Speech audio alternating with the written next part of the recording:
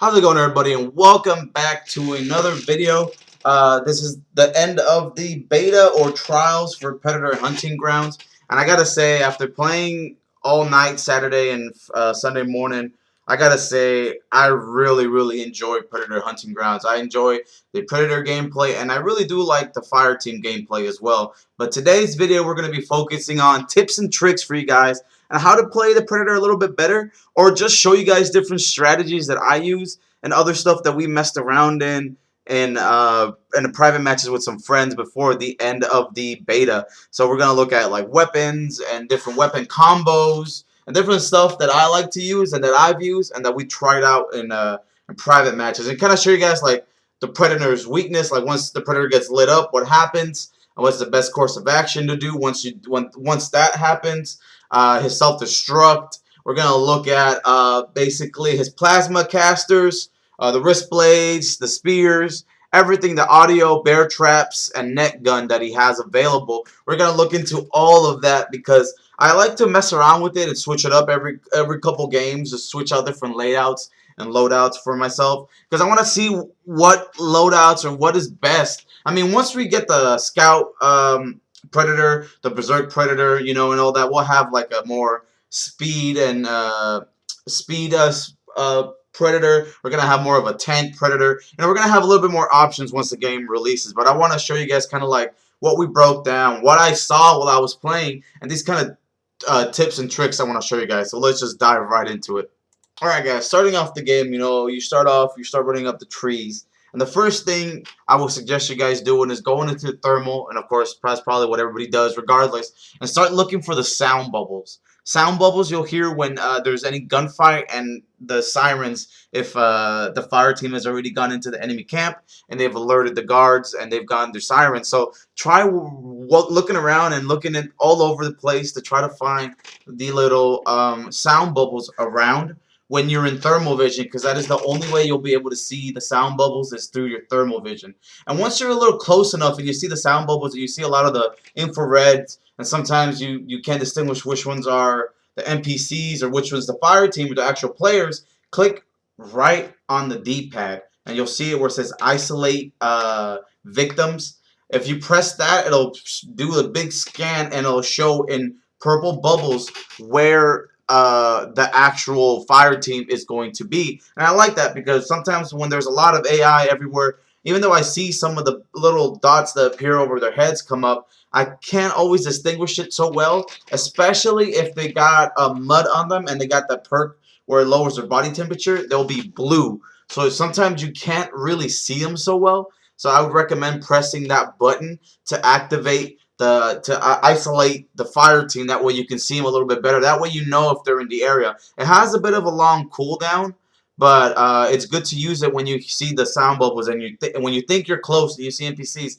If you use it too early, it has a specific range where it's not going to be able to reach out all the way. So you're not going to be able to reach out and see where the fire team is if you use it a little too early. So try to use it once you push up a little close and see where everybody's at, then activate it. Then you'll be able to see everybody around you.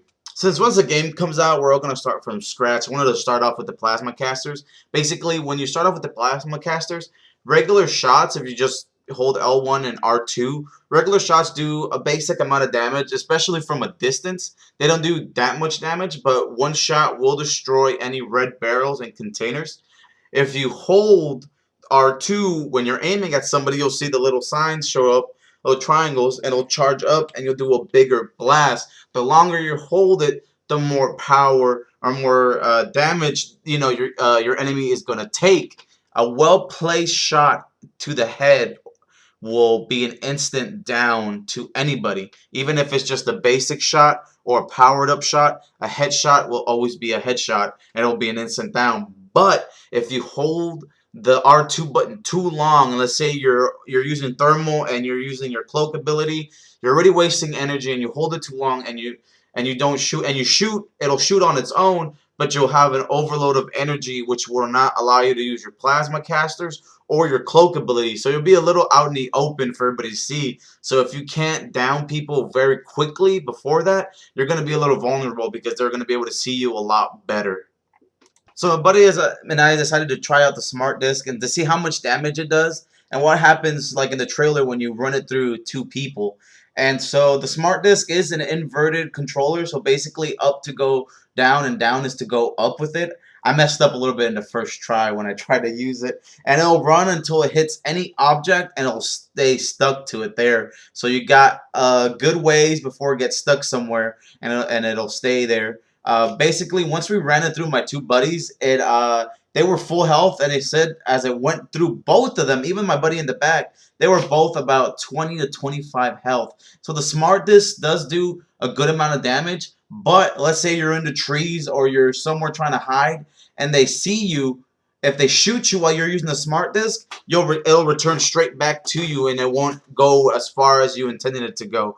So the good thing about this is try to stay out of sight, throw it, try to catch a couple people if you can, because you can do some serious damage with the smart disc. Alright guys, so we're going to look at the spear, which is currently my favorite weapon. We're going to look at the damage radius on this right now. So if a fire team does have full health, and you toss it and you are able to go through at least two people or three people, you will do a decent amount of damage when they still have full health. The spear does about, my buddy said they were going on to about 30 to 45 health, from full health to when the spear slid right through them. So remember, full health will not knock somebody down with the spear. It is only once they have a certain amount of damage, when you throw the spear, you'll be able to knock them down instantly. Now we tried it with traps. The traps do a small amount of damage when they get hit, like the bear trap and the net trap.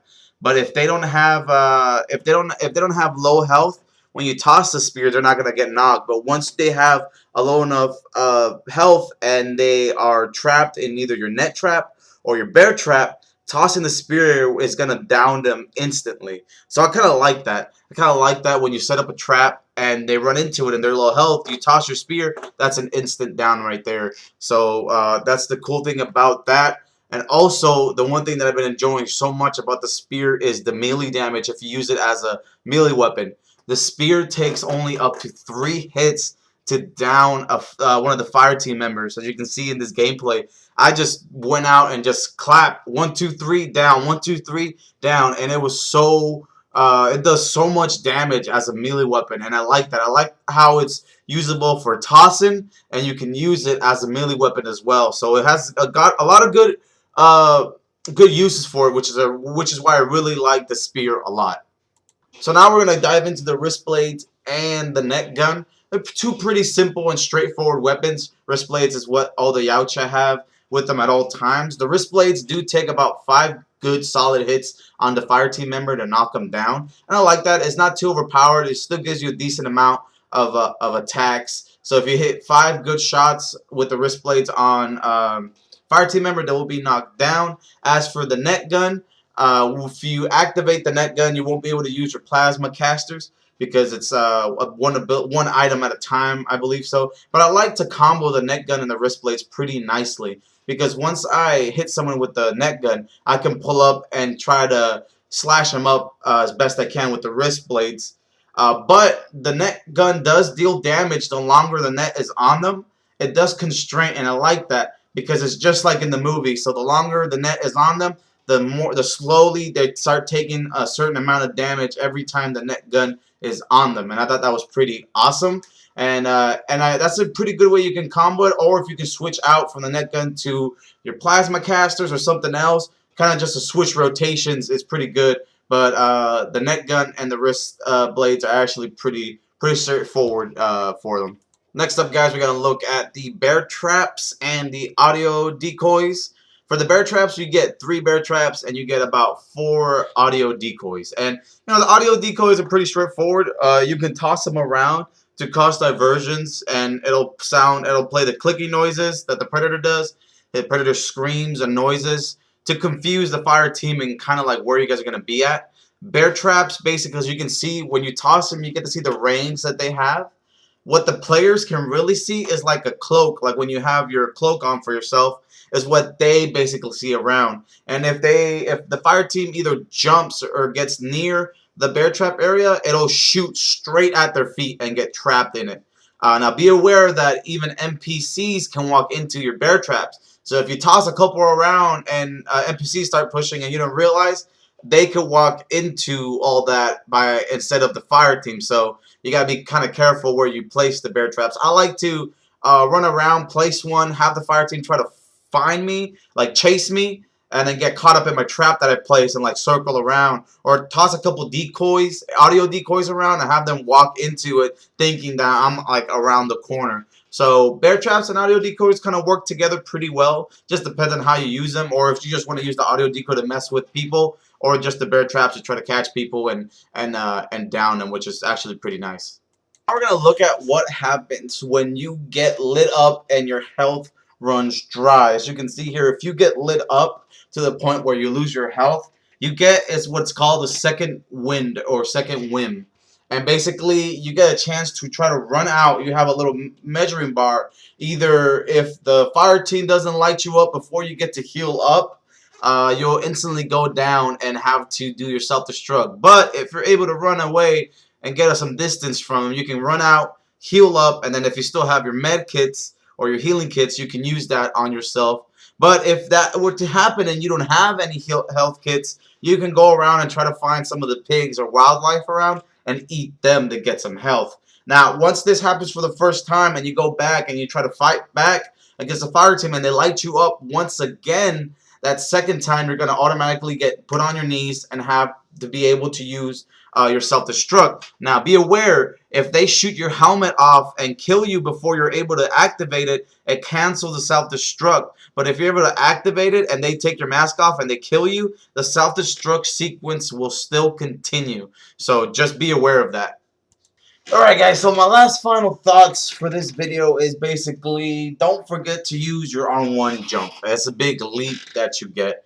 Because honestly, I forget to use it at times because I just jump, try to climb up trees, see if I can juke the fire team when I'm getting lit up. But there are times where I do get lit up and I'm stuck and I forget about R1, and that leap could have saved me if I would have done it. So don't forget about the R1 ability. That leap will definitely save your life all the time. So don't forget about that.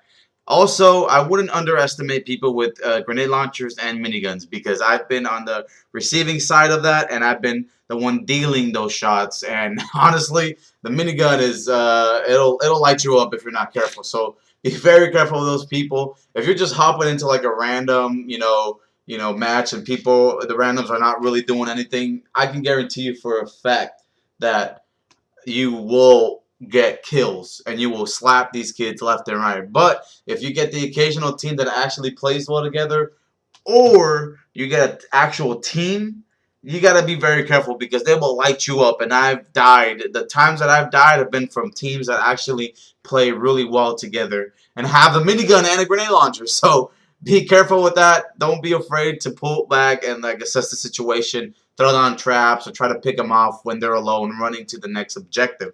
Alright? And don't forget to use your isolate the enemy thing so you can see where they're at if they're wearing the mud and the little cooldown perk where their blood temperature is down. So be very aware of that, because even when you're trying to fight people, the guy in blue, he looks blue in the thermal vision.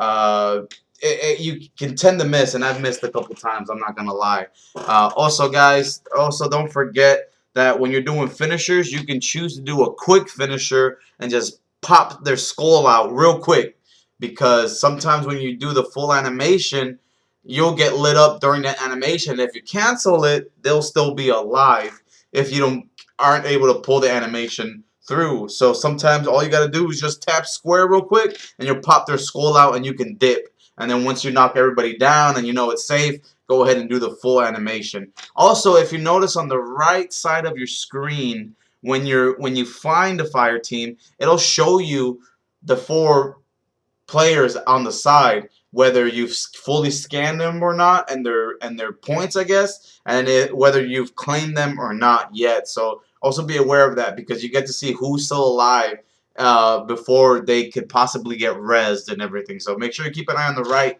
side of your screen. It'll tell you the names of all the fire team members and all that. So that's pretty much everything I got for you guys today for this, from what I've gotten from the beta. I hope you guys enjoyed it. Let me know your thoughts in the comments below. Don't forget, Monday we'll be announcing our giveaway for Predator Hunting Grounds. We'll be giving a few copies out for everybody. So don't forget to like, subscribe, and follow us. for more information, which that'll be out on Monday, like I mentioned.